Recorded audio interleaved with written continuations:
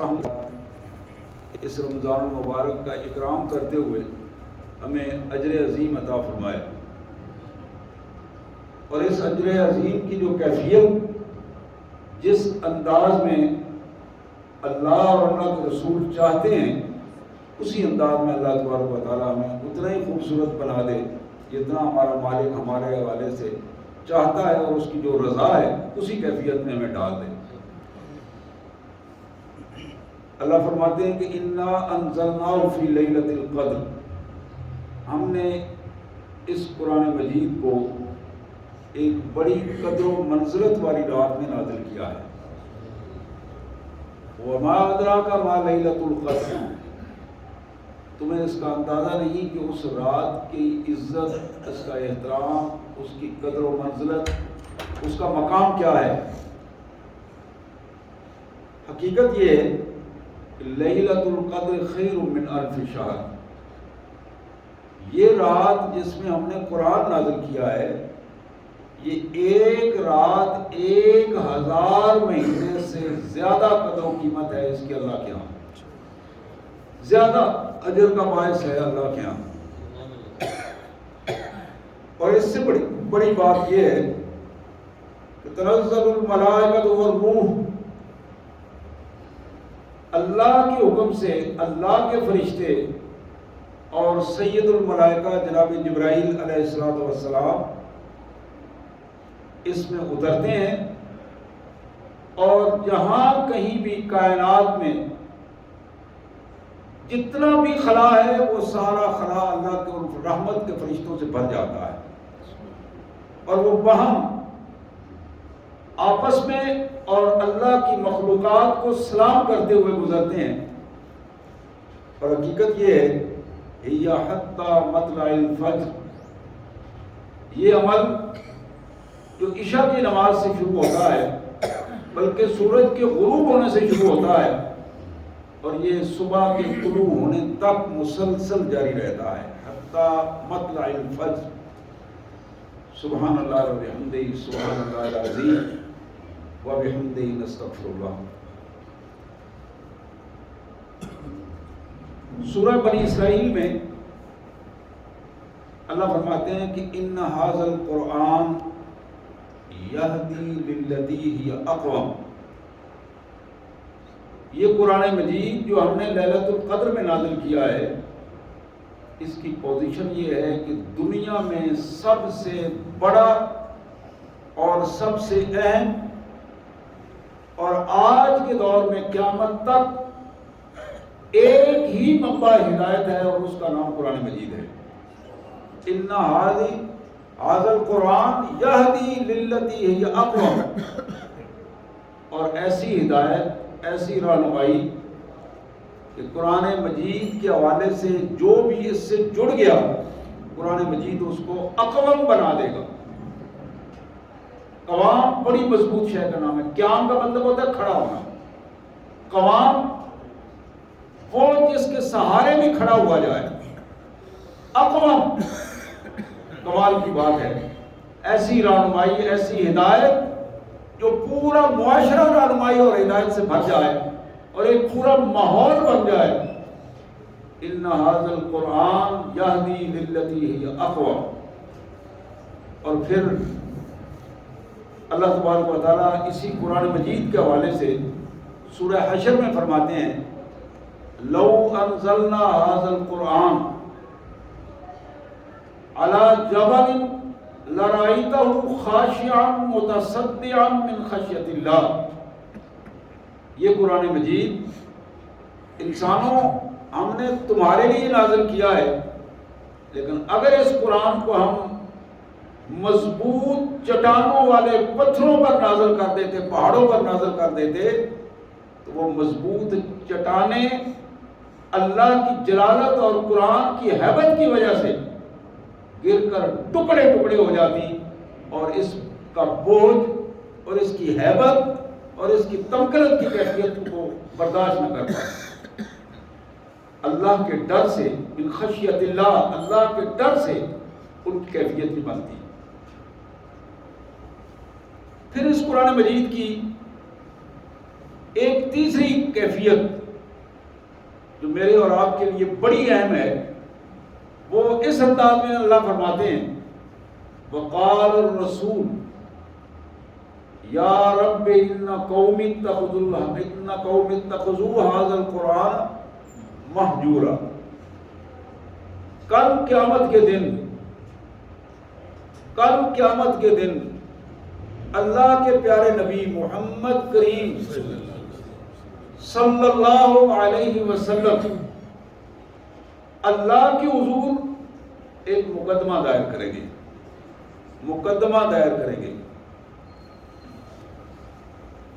اللہ کی عدالت میں مقدمہ کس کے خلاف ہوگا؟ ان قومی کافروں کے خلاف نہیں، مشرکوں کے خلاف نہیں، وہ تو پہلے ہی طے ہو چکا ہے، وہ جہنم میں جائیں گے۔ کافر، مشرک، یہودی، عیسائی، ان سب کا ایک انجام ہے۔ لیکن یہاں جو بات ہو رہی ہے، نبی محترم صلی اللہ علیہ وسلم اپنی قوم، اپنی امت، اگر میں یہ کہہ دوں تو غلط نہ ہوگا، میرے اور آپ کے خلاف مقدمہ درج کریں گے۔ ان قومی، میرے مالک، یہ میری امت، میری قوم، یہ وہ ہے جنہوں نے آپ کے دیے ہوئے جلیل القدر اس پیغام کو چھوڑ کر اپنے پشتوں پیچھے ڈال دیا تھا۔ ان قوم اتخذوا هذا القرآن مہجورا، چھوڑ دیا اس قرآن کو۔ روایتی انداز میں قرآن کو لیا، حقیقی انداز میں جس مقصد کے لیے قرآن تھا اس مقصد کو چھوڑ دیا۔ میرے پیارے بھائیوں، اللہ کے پیارے حبیب محمد کریم صلی اللہ علیہ وآلہ وسلم کا ارشاد ہے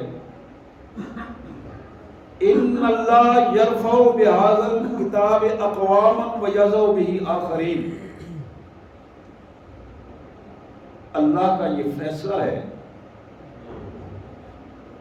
کہ جو بندہ بھی اس قرآن کے ساتھ جڑے گا، اللہ تبارک و تعالیٰ اس کو بلندی اور رفعت عطا کریں گے۔ یہ ممکن نہیں کہ سچے کردار کے ساتھ، اخلاص کے ساتھ قرآن کے ساتھ جڑے اور پھر وہ کمزور رہ جائے، یہ ممکن نہیں ہے۔ یہ اللہ کا فیصلہ ہے۔ اللہ تبارک و تعالیٰ اس فرد کو جو قرآن کے ساتھ جڑا ہے اسے بلندیاں اور مراتب سے نوازے گا۔ اور پھر ان اللہ یرفع بہذا الکتاب اقواما، اور اگر کوئی قوم بحیثیت قوم اس قرآن کے مطابق ڈھل جائے گی اور قرآن کے نظام کو نافذ کر دے گی اپنے اندر، قرآن کے دیے ہوئے قانون کے مطابق اپنے آپ کو ڈھال لے گی، تو پھر اللہ یرفع، اللہ تعالیٰ اسے دنیا کی قوموں میں امامت کے منصب پر لے آئیں گے۔ وہ قوم دنیا کی فرمانروا قوم بن جائے گی، وہ علاقہ دنیا کے فرمانروا علاقوں میں، وہ علاقہ دنیا کو ورلڈ آرڈر دینے والا علاقہ بنے گا۔ ان اللہ یرفع بہذا الکتاب اقواما ویضع بہ آخرین، یہ آخری جملہ دو لفظوں پر مشتمل ہے، اور اگر اس قرآن کو ماننے والے قرآن مجید کو وہ اہمیت نہ دیں، اس کو سمجھ نہ پائیں، اس سے فائدہ نہ اٹھا سکیں، اس کو اپنی انفرادی اور اجتماعی زندگی میں غالب نہ کر سکیں، اس کے قانون کے مطابق فیصلے نہ کر پائیں، اس کے قانون کے مطابق ان کی اسمبلیاں نہ چلیں، ان کی عدالتیں اس کا فیصلہ نہ کریں،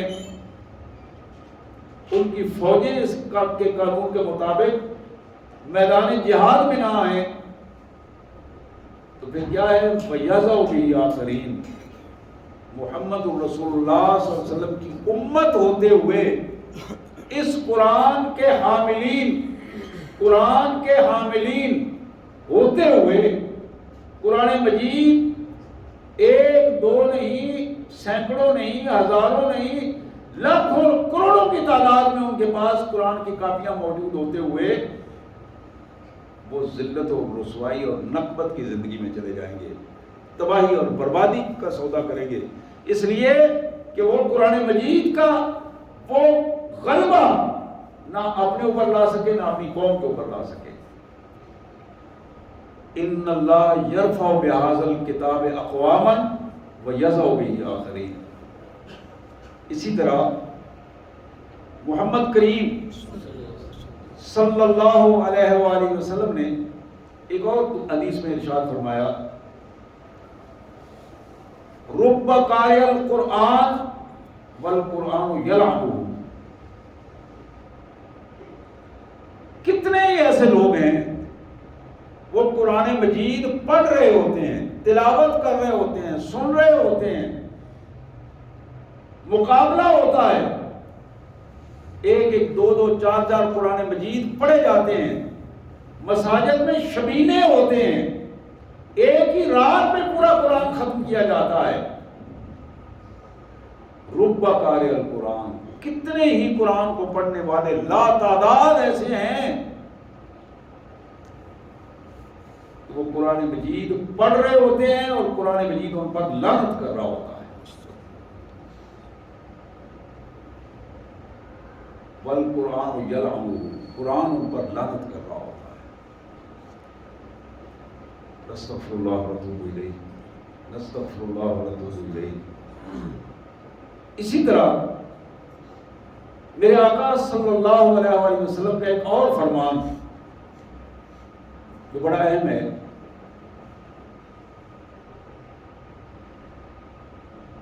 حقیقتاً دل تو چاہتا ہے کہ زیادہ سے زیادہ خوشخبریاں سنائی جائیں رمضان المبارک میں، لیکن یہ فرامین جو اپنی جگہ پہ موجود ہیں ان کو اگنور کرنا میرے بس کی بات نہیں ہے، اس لیے کہ یہ وہ بنیادی چیزیں ہیں جن چیزوں کو ہم سامنے رکھیں گے تو بچ سکیں گے، ورنہ بچنا محال ہو جاتا ہے۔ خوش فہمیوں میں انسان جب اپنی زندگی تباہ کر لیتا ہے تو نتیجہ یہ نکلتا ہے کہ وہ کبھی بھی منزل پر وقت پہ نہیں پہنچ پاتا۔ خود فریبیوں میں جب پڑ جاتا ہے تو پھر بڑا مشکل ہو جاتا ہے اس کا خود فریبیوں سے نکل کر حقائق کے راستے پر آنا اس کے لیے بڑا مشکل ہو جاتا ہے۔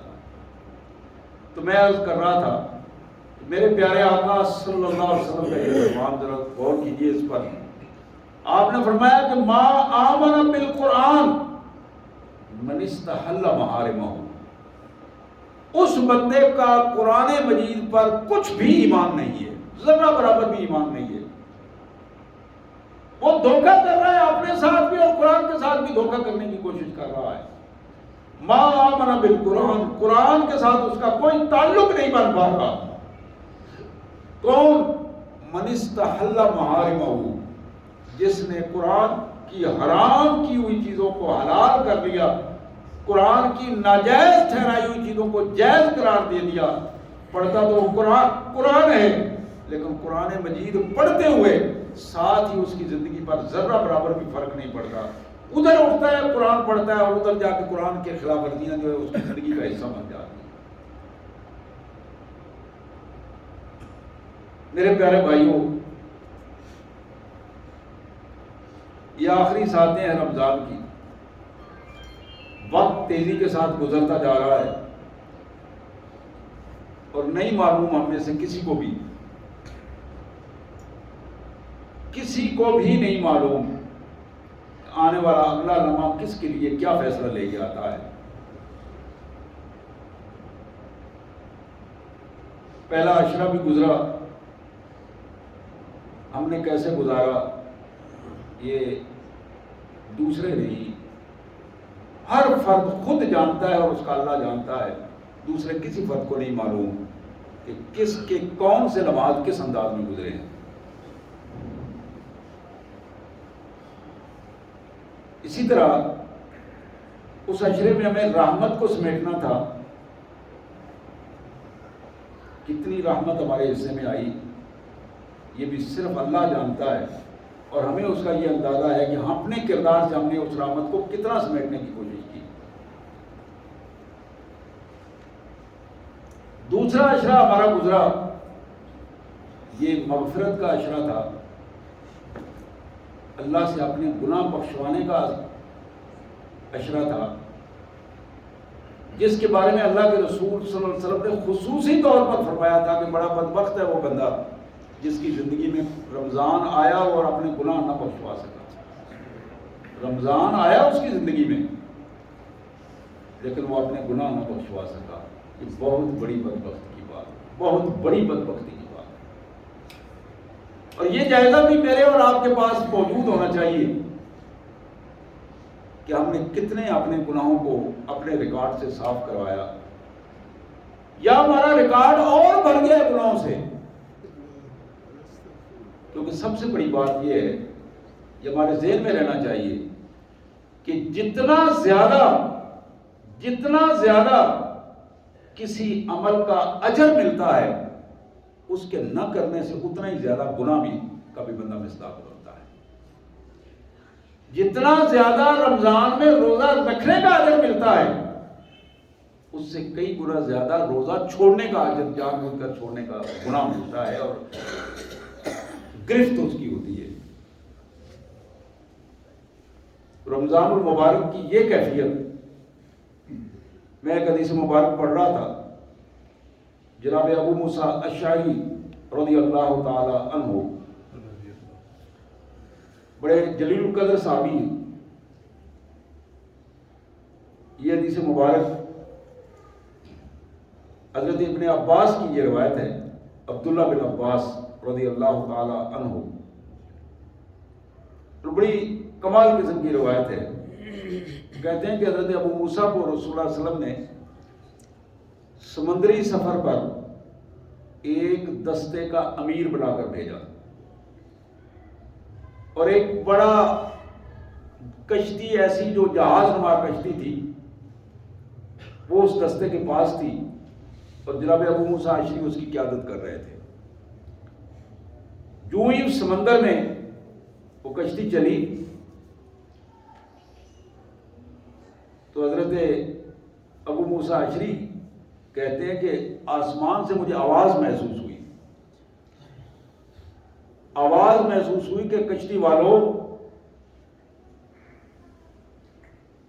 میں اللہ کا ایک فیصلہ تمہیں بتاؤں، اللہ کا فیصلہ تمہیں بتاؤں اگر تم چاہو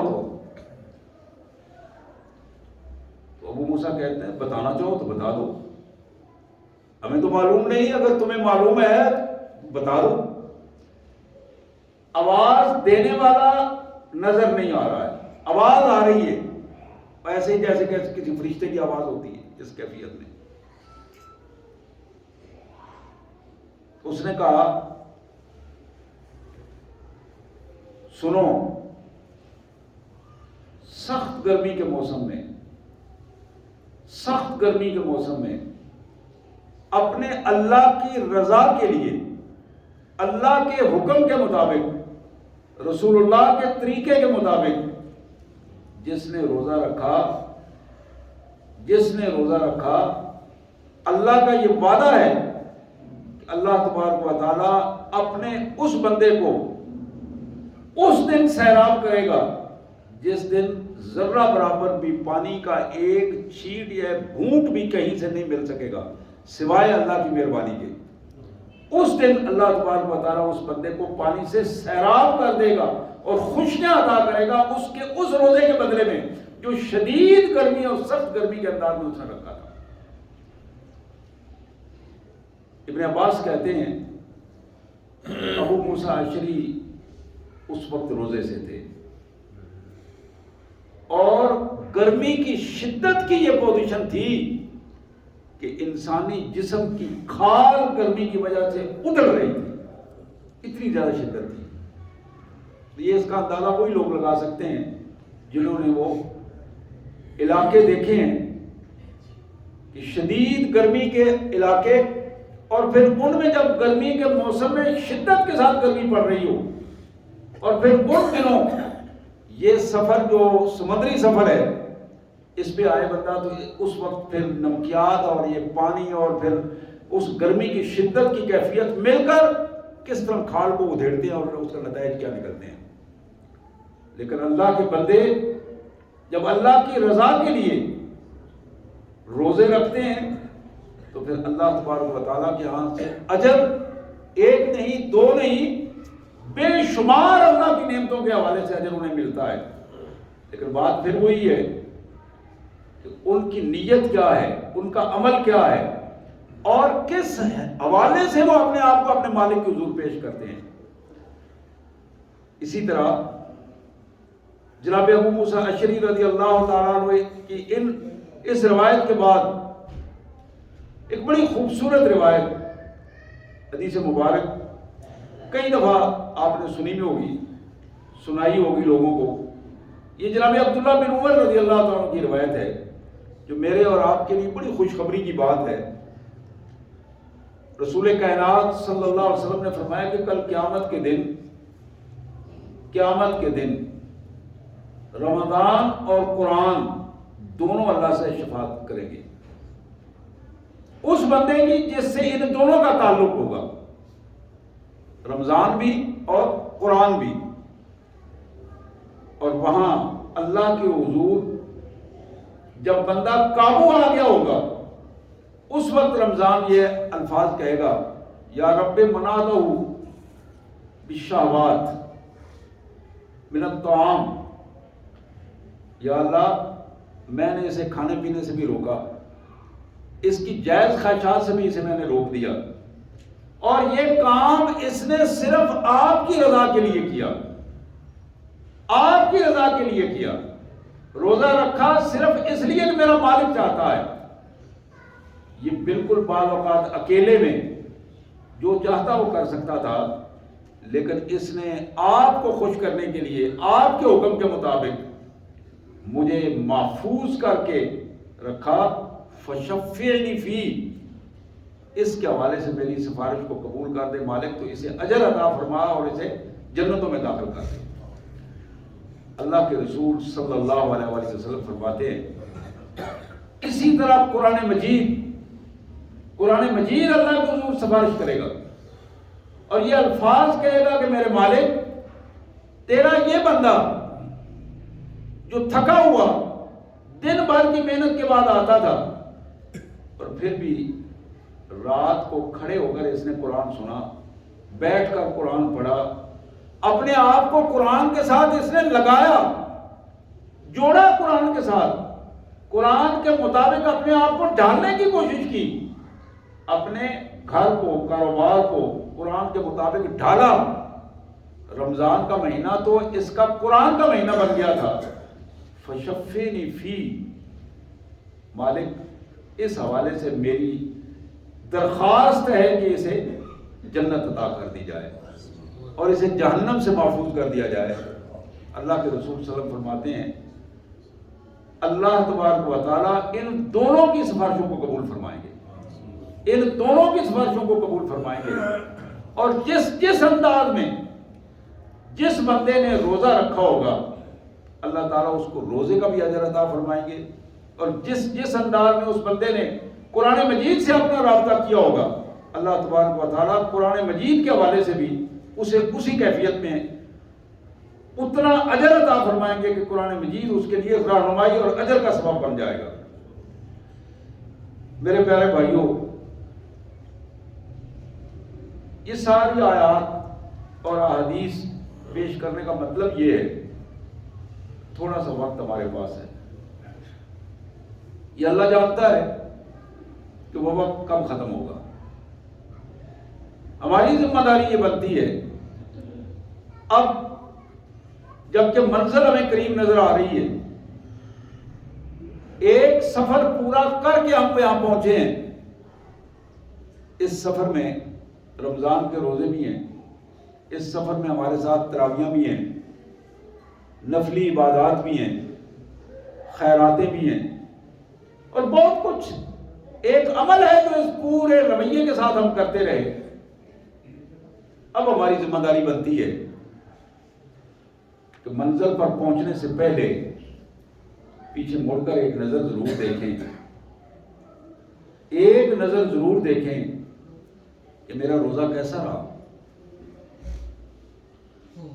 یہ میں نے جو 20-25 روزے رکھے جو 26-27 ہو گئے یہ کس انداز میں گزرے ہیں میرے؟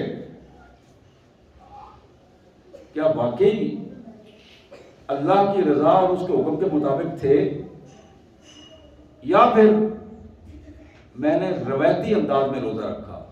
میں سحری بھی کرتا تھا، افطاری بھی کرتا تھا، لیکن میری زبان میرے کنٹرول میں نہیں تھی۔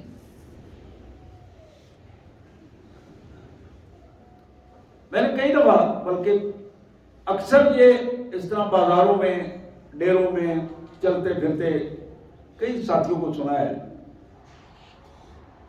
یار میرا روزہ ہے ورنہ میں تمہاری ایسی کی تیسی کر دیتا، مجھے مجبور نہ کرو، میں فلاں ہوں، اگر میرا روزہ نہ ہوتا تو میں یہ کر دیتا۔ یہ جملے آپ نے بھی سنے ہوں گے۔ غصے میں آ کر بہت حد تک آدمی آگے نکل جاتا ہے، بلکہ کئی بھائی تو اس روزے کی کیفیت میں اپنے منہ سے خرافات بک جاتے ہیں اور پھر آخر میں کہتے ہیں اچھا میرا روزہ تھا، اگر روزہ نہ ہوتا تو میں یہ کر دیتا۔ یہ دیکھنے والی بات ہے، اس پہ جائزہ لینے والی بات ہے، ورنہ اللہ کے رسول صلی اللہ علیہ وسلم نے فرمایا کم من صائم، کتنے ہی روزہ دار ایسے ہیں، کتنے ہی روزہ دار ایسے ہیں کہ وہ سحری کرتے ہیں، افطاری تک پہنچنے تک سوائے بھوک اور پیاس کے ان کو کچھ حاصل نہیں ہوتا، سوائے بھوک اور پیاس کے انہیں کچھ حاصل نہیں ہوتا۔ اور یہ بہت بڑی خطرناک خبر ہے جو ہمیں ملی ہے۔ میں کل گھر میں بیٹھا ایک حدیث سنا رہا تھا، ایک واقعہ سنا رہا تھا کہ رسول کائنات صلی اللہ علیہ وسلم نے ایک موقع پر اپنی اہلیہ محترمہ ہماری ماں سیدہ عائشہ صدیقہ سلام اللہ علیہا کو فرمایا کہ عائشہ تھوڑی مدت میں 23 سالہ نبوت کا دور تھا، تھوڑی مدت میں اوزی تو فی اللہ ما اوزی تو قبلی، مجھے اتنی تکلیفیں دی گئیں، اذیتیں دی گئیں تھوڑی سی اس مدت میں، مجھ سے پہلے کسی نبی پر اتنی اذیتوں کا دور نہیں گزرا۔ بڑی بڑی آزمائشیں آئیں، لیکن رسول اللہ صلی اللہ علیہ وسلم نے فرمایا کہ اللہ کے راستے میں جتنی رکاوٹیں، جتنی اذیتیں، جتنی پریشانیاں، جتنی آزمائشیں مجھ پر آئی ہیں، مجھ سے پہلے کسی پر نہیں آئی۔ میں بیان کر رہا تھا، اسی طرح گھر میں بات ہو رہی تھی، میں نے کہا ایک وقت وہ تھا رسول اللہ صلی اللہ علیہ وسلم نے اپنی بیٹی کا نکاح ابو لہب کے بیٹے سے کیا، یہ دعوی نبوت سے پہلے کی بات ہے۔ اب ابو لہب وہ ہے، گھر ایک تھا، درمیان سے دیوار تھی، اس طرف عبداللہ کا گھر تھا اور اس طرف ابو لہب کا گھر تھا، اور دونوں کی ماں ایک تھی، یعنی یہ عبد المطلب کے بیٹوں میں یہ سگے بیٹے تھے جن کی ماں باپ دونوں ایک تھے، باقی میں تھوڑا بہت فرق تھا۔ اس تعلق کی بنیاد پر اور پھر ایک موقع آیا کہ جب آپ نے نبوت کا دعویٰ فرمایا، لوگوں کے سامنے دعوت دی، تو ابو لہب مخالف ہوا، تو پھر یہ رشتہ جو ہے اسے بھی توڑنے کی بات کی گئی۔ اور ایک دن ابو لہب کا بیٹا رسول اللہ صلی اللہ علیہ وسلم کے پاس آیا اور اس نے بڑی بدتمیزی کی، بڑی بدتمیزی کی، جو کچھ اس کے منہ میں آیا اس نے خرافات بکی، واپس گیا اور اس نے باپ کو بتایا کہ آج میں گیا تھا محمد کے پاس صلی اللہ علیہ وسلم، تو میں نے یہ کر دیا ہے۔ تو باپ نے پوچھا محمد نے کیا کہا تھا؟ کوئی بات اس نے کی؟ اس نے کہا نہیں کوئی بات نہیں کی، بس ایک جملہ انہوں نے کہا۔ اس نے کہا کیا کہا؟ انہوں نے آسمان کی طرف دیکھا اور اپنے اللہ کے حضور یہ عرض کی، یا اللہ اپنے مخلوقات کے درندوں میں سے اس پر کوئی درندہ مسلط کر دے۔ ایک جملہ بس اتنا ہی کہا حضور نے۔ ابو لہب نے اپنے بیٹے کو کہا، بیٹا اب تم بچ نہیں سکتے۔ محمد کی زبان سے نکلا ہوا جملہ یوں رائے گا نہیں جاتا، اب تم بچ نہیں سکتے، اپنی خیر بناؤ، اپنی حفاظت کرو یا نہ کرو، اب تم بچ نہیں سکتے۔ اور پھر تاریخ میں موجود ہے یہ واقعہ، ایک سفر میں وہ موجود تھا، وہی لڑکا، قافلہ پورا، اور قافلے کو بھی پتا تھا کہ اس کے بارے میں یہ خدشہ ہے، پورا قافلہ اس کو گھیر کر سویا ہوا ہے، سامان رکھا ہے، سامان کے اوپر اس کا بستر بچھایا ہے تاکہ اس کے قریب کوئی شے نہ آ سکے۔ اور پھر وہ بھیڑیا رات کو آتا ہے، تاریخ میں آتا ہے کہ وہ ایک ایک بندے کو سونگ رہا تھا، سونگتے سونگتے اس نے سب کو چھوڑ دیا، بالآخر وہ اوپر گیا اور اس بچے کو جب سونگا اس نے اس کو چیر پھاڑ کر ایک ٹکڑا کر دیا۔ میں جب یہ واقعہ بیان کیا تو بچی نے مجھے پوچھا وہ کافر تھا؟ میں نے کہا ہاں وہ کافر تھا، کافر کا بیٹا تھا۔ اس نے کہا کہ کافر کو رسول اللہ صلی اللہ علیہ وسلم کی بات پر اتنا یقین تھا، کافر ہوتے ہوئے اس کو یہ یقین تھا کہ ان کی زبان سے جو بات نکلی ہے وہ سچی بات ہے، وہ آگے پیچھے نہیں ہو سکتی۔ بچی کے یہ جملہ کمال کا جملہ تھا، مجھے حیران کر گیا۔ اس نے کہا ہمارے پاس رسول اللہ صلی اللہ علیہ وسلم کی ارشادات اتنے آتے ہیں، ہمیں یقین نہیں آ رہا حضور صلی اللہ علیہ وسلم نے جو بات کہی، نہ ہمیں ان کے کہنے پر جنت کا یقین آ رہا ہے، نہ ان کے کہنے پر نعمتوں کا یقین آ رہا ہے، نہ ان کے کہنے پر ہمیں دوزخ کا عذاب کا یقین آ رہا ہے۔ میرے پیارے بھائیوں، یہ بات سمجھنے کی ہے۔ رسول اللہ صلی اللہ علیہ وسلم نے فرمایا، میں نے یہ حدیث پچھلے خطبات میں بھی عرض کی تھی، اس کا ایک جملہ میں آخری عرض کرنا چاہتا ہوں۔ حضور نے فرمایا کہ 5 چیزیں رمضان کے بارے میں اللہ تعالیٰ نے میری امت کو دی ہیں جو اس سے پہلے کسی امت کو نہیں دی تھی۔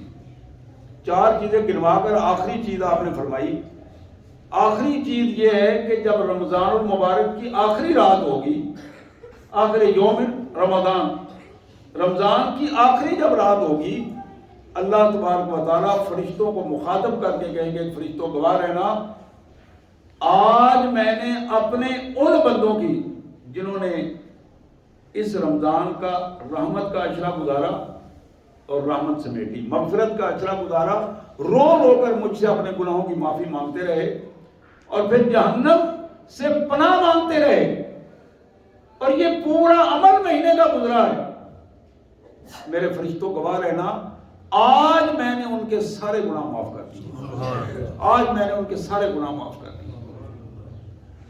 یہ کمال قسم کی وہ عنایت ہے جو میرے مالک نے اپنے پیارے حبیب صلی اللہ علیہ وسلم کی امت کو عطا کی ہے، اور یہ معمولی بات نہیں ہے۔ ہمیں اس بات کا ادراک ہی نہیں ہے یہ کتنی بڑی بات ہے، ادراک نہیں ہے، وہ یقین نہیں آ رہا، نعوذ باللہ۔ تو ایک صحابی نے عرض کیا، اہیہ لیلۃ القدر یا رسول اللہ، میرے آقا کیا یہ لیلۃ القدر ہے جس میں قرآن نازل، یہ وہ رات ہے؟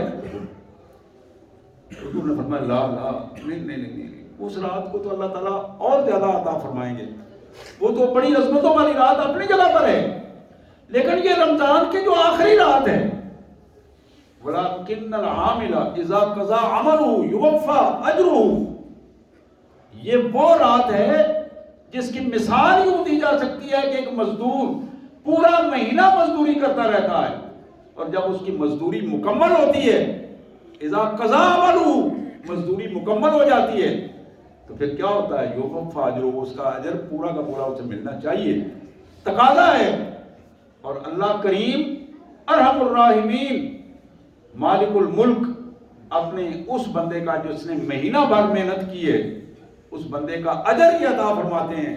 उसकी जिंदगी के सारे गुनाह जो उसने माफी की दरखास्तें जमा कराई थी, उनमें एक भी मुस्तरद नहीं की, एक भी मुस्तरद नहीं की। उन सारे के सारे गुनाहों को अल्लाह ताला ने माफ किया है। जिसने अपने गुनाहों को आगे रख के अपने मालिक से सच्ची तौबा की है और फिर गुनाहों से तौबा के साथ उसका मदावा भी करने की कोशिश की है। मेरे प्यारे भाइयों, रमजान का ये मंजर है। इस रमजान के मंजर को हमें किस अंदाज में मैं बता रहा था कि इन हालात में हमें जायजा लेना है। ये जायजे का दिन है, ये जुमातुल वदा है, जायजे का दिन है। एक जायजा तो होगा जब हम यौमुल जायजा इनामात के वसूल करने का दिन होगा। ये जायजा एहतसाब के माना में है कि आज हम रुक कर देखें, क्योंकि अभी हमारे पास वक्त है। अगर अल्लाह ने चाहा तो 2-4 दिन इस कैफियत में कि हम अपने गुनाहों की अभी भी तलाफी कर सकते हैं, अपनी गलतियों को अभी भी मालिक के हुजूर पेश करके अपने लिए एक आसानी पैदा कर सकते हैं और गुनाहों में माफी का एक सबब बन सकता है। लेकिन अब भी अगर वो बात ना बन सके, अगर वो ईमान अपने असल हालत में जोशो खरोश की कैफियत में ना आ सके, तो फिर सवालिया निशान होगा कि हम क्या करते रहे। वो बात क्यों ना बन सकी, वो अंदर से वो जोश जज्बा क्यों ना पैदा हो सका, वो अल्लाह की मोहब्बत जिसका हम इजहार कर रहे थे, वो मोहब्बत क्यों ना सामने आई, वो अल्लाह के रसूल सल्लल्लाहु अलैहि वसल्लम का ताल्लुक क्यों ना हमसे बन सका, वो रमजान की साअतें, रमजान की बरकतें किस अंदाज में हम हासिल ना कर सके। तो मेरे प्यारे भाइयों, यही वो जायजा है, यही वो अंदाज है। और इसी बात को, ये हदीस मुबारक भी मैंने पहले अर्ज की थी, आज याद आने के लिए फिर मैं अर्ज कर दूं।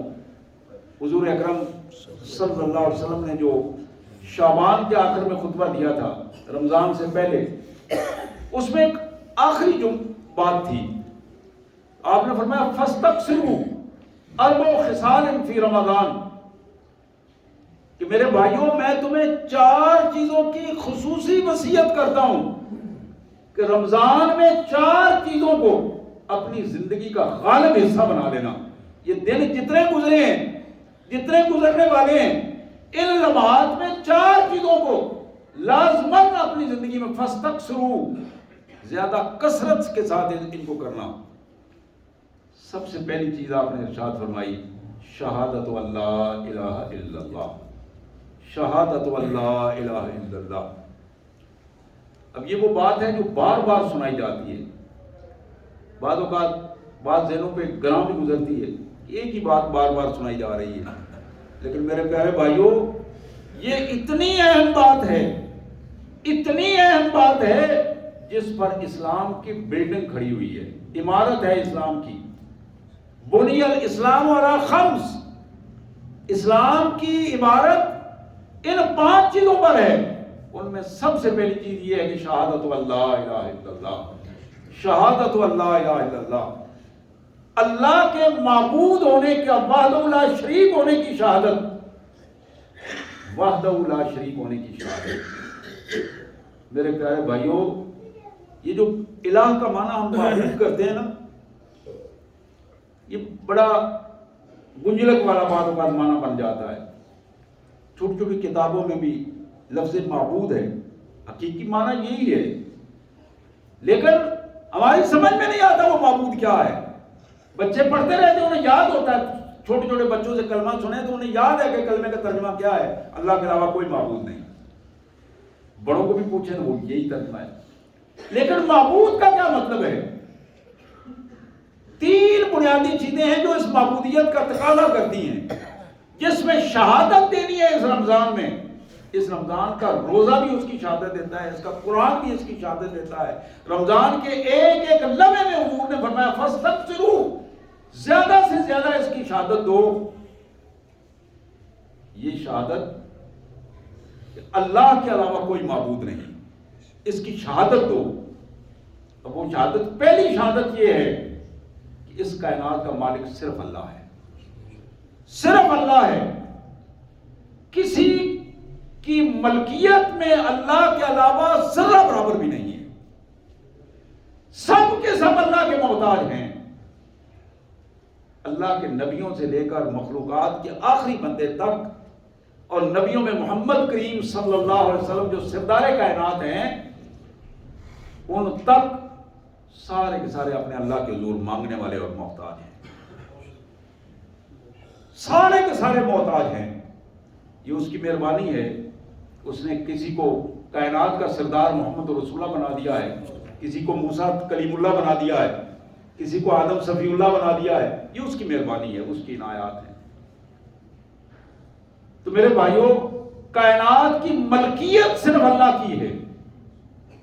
اسی طرح معبودیت کا دوسرا معنی یہ ہے کہ اس کائنات کا حاکم صرف وہ ہے. جس طرح چاند، سورج، ستارے، پوری کائنات اس کے حکم کے مطابق چل رہی ہے اور کوئی ذرہ برابر اس کے حکم کی خلاف ورزی نہیں کرتا، اسی طرح انسان کے لیے لازم ہے کہ اللہ کے حکم کی خلاف ورزی نہ کرے. اگر وہ اللہ کے حکم کی خلاف ورزی کرے گا، اللہ کے حکم کے مطابق فیصلے نہیں کریں گے، تو پھر کیا ہوگا؟ پھر اللہ کے بندے نہیں، پھر وہ کافر ہو جائیں گے، پھر وہ ظالم ہوں گے، پھر وہ فاسق ہوں گے. قرآن نے انہیں بتایا وَمَن لَّمْ يَحْكُم بِمَا أَنزَلَ اللَّهُ فَأُولَٰئِكَ هُمُ الْكَافِرُونَ. پھر اللہ کو ان کے سجدوں کی ضرورت نہیں، ان کے روزوں کی ضرورت نہیں. وَمَن لَّمْ يَحْكُم بِمَا أَنزَلَ اللَّهُ فَأُولَٰئِكَ هُمُ الظَّالِمُونَ. تو یہاں یہ بات طے ہے اس شہادت میں کہ اللہ کی حکمرانی کو عملاً تسلیم کیا جائے اور اسے اس حکمرانی کا حصہ بن جایا جائے. اور تیسری بڑی شہادت اختیار صرف اللہ کا ہے. ان الامر کلہ للہ، ان الامر کلہ للہ.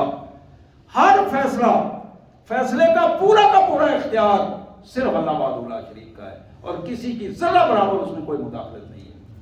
یہ حضور نے فرمایا کہ اس شہادت کو قائم کر دے. اس شہادت کو قائم کرنا رمضان کا حق ادا کرنے والی بات ہے. دوسری بات آپ نے فرمائی تستغفروا ربکم، اپنے رب سے اپنے گناہوں کی معافی مانگو. یہ موقع ملا ہوا ہے، لوٹ سیل کی پوزیشن ہے.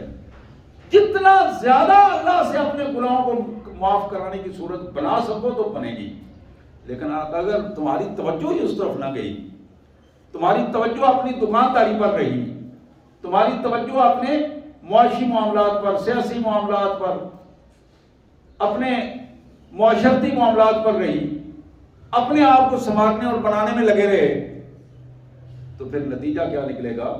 گناہ تو اسی طرح رہ جائیں گے اور وہ وقت گزر جائے گا اور کچھ ہاتھ نہیں آ سکے گا. تو آپ نے فرمایا کہ یہ دو چیزیں قابو کرو. دوسری دو چیزیں اگر میں تو دوسری بتا رہا ہوں، حضور نے فرمایا تیسری اور چوتھے نمبر پر جو آتی ہیں، ان دو چیزوں کو اپنا لو گے اللہ تعالیٰ تمہیں دنیا سے مستغنی کر دے گا. دنیا کی فکر نہیں رہے گی. یہ جو مال و دولت میں تم ڈوب جاتے ہو، غرق ہو جاتے ہو، اس سے نکل آؤ گے. وہ کیا ہے؟ اللہ سے اس کی جنت مانگا کرو. جب جنت کی نعمتیں تمہاری نظر میں ہوں گی تو دنیا کی نعمتوں کی کوئی حیثیت نہیں رہے گی. وَتَعُوذُونَ بِالنَّارِ، اللہ سے اس کی آگ سے پناہ مانگا کرو. یا اللہ مجھے آگ سے پناہ عطا فرما.